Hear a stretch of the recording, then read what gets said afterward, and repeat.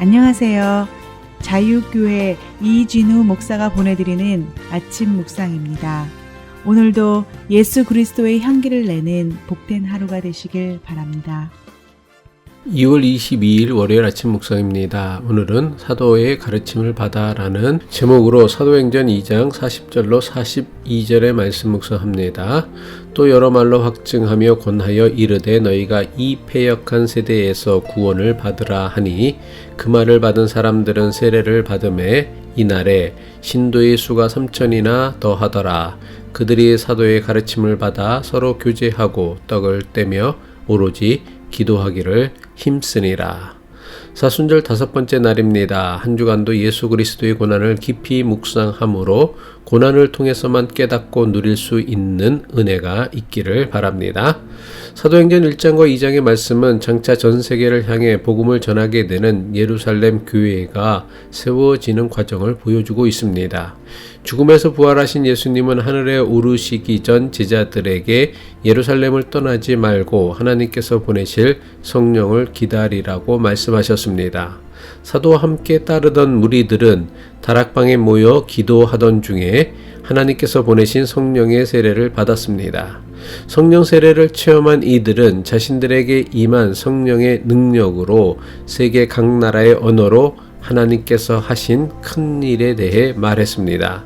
베드로는 자신들을 조롱하는 이스라엘 사람들에게 십자가에 달려 돌아가신 예수님이 부활하셨고 그 예수님이 하나님께서 보내신 메시아라는 사실을 설교했습니다. 베드로의 설교를 듣고 많은 이스라엘 사람들이 마음에 찔림을 받고는 3,000명이 예수를 그리스도로 믿고 따르는 신도가 된 것입니다. 이 사건으로 인류 최초의 교회라 할 수 있는 예루살렘 교회가 마침내 세상에 탄생하게 된 것입니다. 사도행전 2장 42절 말씀은 인류 최초의 교회인 예루살렘 교회가 어떻게 교회라는 신앙 공동체를 만들어 갔는가를 보여주는 매우 중요한 말씀입니다. 사도행전 2장 42절이죠. 그들이 사도의 가르침을 받아 서로 교제하고 떡을 떼며 오로지 기도하기를 힘쓰니라. 한글 성경의 번역은 자칫 예루살렘 교회가 오로지 기도하는 일에만 힘쓰는 교회였다고 오해할 여지가 충분히 있습니다.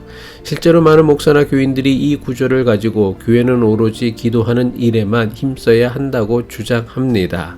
하지만 이 구절의 원어 성경이나 영어 번역 성경을 보면 예루살렘 교회가 힘썼던 것은 오직 기도만이 아니었습니다. 예루살렘 교회가 힘썼던 것은 사도들의 가르침을 받는 것과 교제하는 것과 떡을 나누는 것 그리고 기도하는 것이었습니다.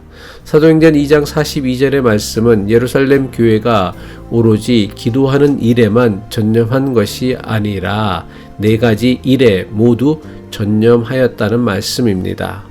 예루살렘 교회는 기도하는 일에도 힘을 썼고 사도들의 가르침을 받는 일에도 힘을 썼고 서로 만나 교제하는 일에도 힘을 썼으며 함께 먹을 것을 나누는 일에도 힘을 쓰는 신앙 공동체였습니다.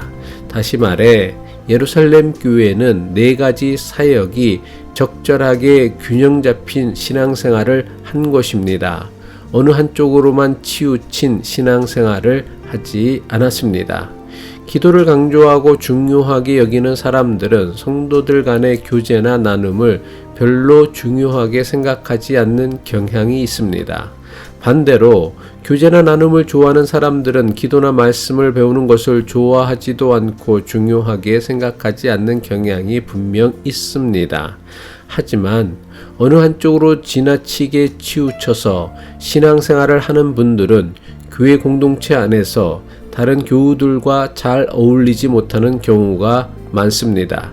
자기가 하는 것만이 중요하고 남들이 하는 것은 별로 중요하지 않다고 지적하거나 비난하는 사람이 되는 경우가 많습니다.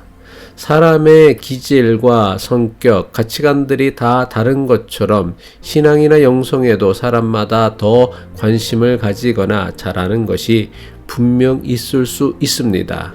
하지만 말씀을 듣고 배우는 일에도 참여해야 하며 교제하고 나누는 일에도 참여하고 기도하는 일에도 참여하며 균형 잡힌 신앙생활을 하기 위해 최대한 노력해야 합니다. 교회라는 신앙 공동체는 나 혼자만으로는 가능하지 않습니다. 여러 사람이 함께 모여 서로를 도우려고 할 때만 가능한 공동체이기 때문입니다. 최초의 교회였던 예루살렘 교회는 우선 사도의 가르침을 받는 일에 힘썼던 교회였습니다. 여기서 사도란 한 명의 사도가 아니라 12사도들 전체를 의미합니다. 그리고 사도들의 가르침이란 사도들의 생각이나 주장을 뜻하는 것이 아니라 사도들이 예수님에게 3년 동안 배웠던 말씀을 사람들에게 가르쳤다는 뜻입니다. 그래서 세번역 성경이나 원어 성경을 보면 사도들은 복수형으로 쓰였지만 가르침은 단수형으로 썼습니다. 세번역 성경 사도행전 2장 42절 말씀입니다. 그들은 사도들의 가르침에 몰두하며, 여기에는 매우 중요한 의도가 있습니다. 비록 12사도들이 각각 따로 말씀을 가르쳤지만 저들의 가르침은 사도들마다 제각각이 아니라 오직 하나의 가르침이었다는 뜻입니다. 사도들이 예루살렘 교인들에게 가르친 것이 무엇입니까? 예수님께서 가르쳐 주신 하나님 나라 복음이었던 것입니다. 최초의 교회인 예루살렘 교회가 가장 먼저 힘썼던 일은 사도들의 가르침을 받는 일이었다는 사실에 우리가 주목해야 합니다. 예루살렘 교회는 왜 가르침을 중요하게 여겼고 가장 먼저 가르치고 배우는 일에 힘썼을까요? 예수님께서 가르쳐 주신 말씀을 제대로 배우고 알아야만 교회가 바른 방향으로 나아갈 수 있기 때문입니다. 일부 교회나 교인 중에는 성경 말씀을 배우는 일보다 열정적으로 기도함으로 성령의 임재를 체험하거나 성령의 은사를 받는 일에만 힘쓰는 이들이 있습니다. 신앙은 체험이 전부라고 강조하면서 초대교회에 나타났던 오순절 성령 체험만 추구하려고 합니다. 이것을 은사주의 운동이라고 합니다. 하지만 최초의 교회였던 예루살렘 교회는 우리가 생각하는 것처럼 기도만 강조하며 성령 체험만 추구하지 않았습니다. 비록 예루살렘 교회가 탄생할 수 있었던 때에는 다락방에 모여 기도하였던 자들에게 성령이 강림하고 저들에게 성령의 능력이 나타났기에 가능할 수 있었습니다. 하지만 예수님의 십자가 죽음과 부활을 통해 세워진 교회가 바른 방향으로 나아가기 위해서는 먼저 예수님의 가르침에 충실한 교회가 되어야 합니다. 아무리 신비하고 놀라운 은사가 나타나는 교회라고 할지라도 예수님의 가르침과 상관없다면 그것은 더는 교회가 아니라 사교 집단에 불과합니다. 교회가 교회답기 위해선 먼저 예수님의 가르침에 충실해야 합니다. 예수님께서 선포하시고 제자들에게 가르쳐 주신 하나님 나라의 복음을 제대로 배우고 알아야 합니다. 사도들은 예루살렘 교회의 일원이 된 이스라엘 사람들에게 먼저 자신들이 경험하였던 성령을 체험하도록 요구하지 않았습니다. 사도들은 가장 먼저 예수님께서 자신들에게 가르쳐 주신 하나님 나라의 복음을 가르치는 일에 전념했습니다. 이것은 지금도 마찬가지입니다. 교회는 가장 먼저 예수 그리스도의 가르침으로 바로 서야 합니다. 그리고 성도들은 예수님의 가르침을 배우는 일에 힘써야 합니다. 교회가 교회답게 세워지려면 우선 예수 그리스도의 말씀을 가르치는 일과 배우는 일을 전념해야 합니다.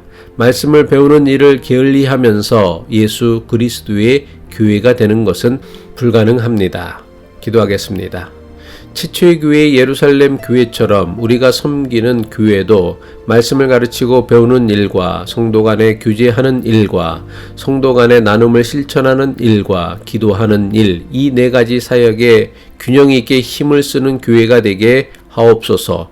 그래서 우리의 신앙이 균형 잡힌 바른 신앙이 되게 하옵소서. 예수 그리스도의 이름으로 기도합니다.